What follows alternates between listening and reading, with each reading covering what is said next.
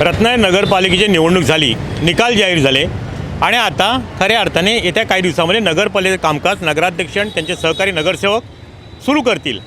पण रत्नागिरी नगरपालिकेच्या निवडणुकीमध्ये काही वैशिष्ट्ये यापूर्ण जाणवली ती अशी की जवळजवळ 32 नगरसेवक निवडून गेले, त्यापैकी 19 चेहरे हे पहिल्यांदाच रत्नागिरी नगरपालिकेच्या सभागृहात जाणार आहेत आणि 13 चेहरे हे जुने असतील। आता जुन्यांमध्ये सेवाज्येष्ठतेचा विचार केला तर ज्येष्ठ नगरसेवक राजन शेट्टी असतील, स्मिताताई पावसकर असतील, काही जण दोन-दोनदा निवडून गेलेले तेच त्यांचासुद्धा काही प्रमाणात समावेश असेल। पण एकंदरीतच ना 19 चेहरे नवीन गेले आणि सर्वात तरुण आणि मोठ्या मताधिक्याने जाणारा चेहरा म्हणजे सौरभ मलुष्टे। प्रभाग क्रमांक 5 मधून सौरभ मलुष्टे सर्वाधिक मतांनी निवडून आले।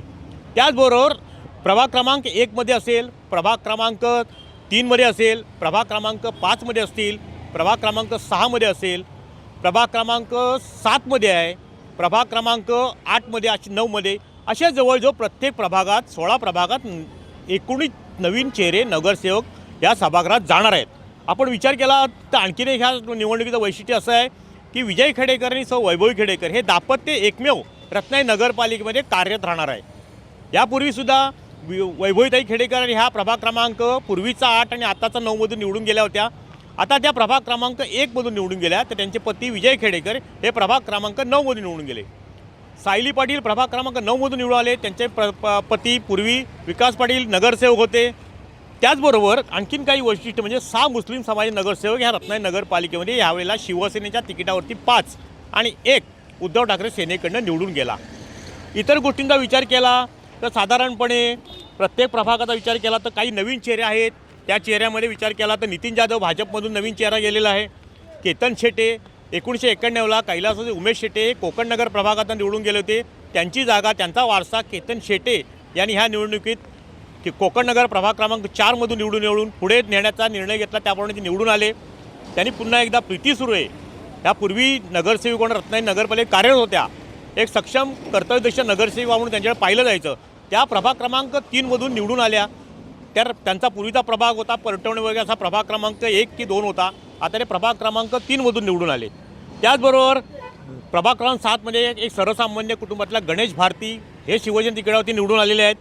त्याचबरोबर प्रभाग क्रमांक 8 मध्ये नाईदा सोलकर हे नवीन चेहरा आहे आणि त्याचबरोबर जागृती पिलणकर प्रभाग क्रमांक 12 मध्ये ज्येष्ठ नगरसेवक बाबा नागवेकर यांच्यासोबत त्या निवडून आल्या शिवसेने तिकिटावरती।